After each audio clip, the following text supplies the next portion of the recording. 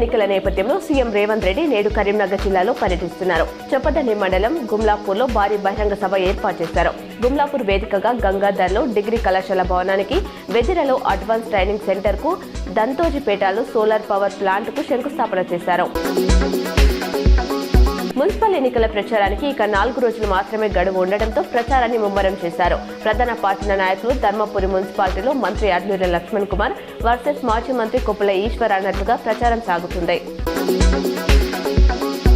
Vemulawada municipal ఎన్నికల ప్రచారంలో భాగంగా 23వ వార్డులో రాష్ట్ర మహిళా మోర్చా అధ్యక్షురాలు శిల్పారెడ్డి, బీజేపీ రాష్ట్ర నాయకులు ప్రతాప రామకృష్ణ, బీజేపీ అభ్యర్థి బోనల సాగరిక శివకు మద్దతుగా ఎన్నికల ప్రచారం నిర్వహించారు.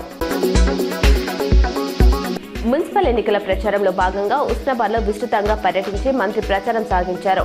ఆటో నడిపి కాంగ్రెస్ అభ్యర్థుల తరఫున ఉస్నాబాద్లో గడప గడపకు తిరుగుతూ ప్రజాపాలన ప్రభుత్వం అమలు చేస్తున్న సంక్షేమ పథకాలు, అభివృద్ధి కార్యక్రమాలు వివరిస్తూ కాంగ్రెస్ ను గెలిపించాలని విజ్ఞప్తి చేశారు.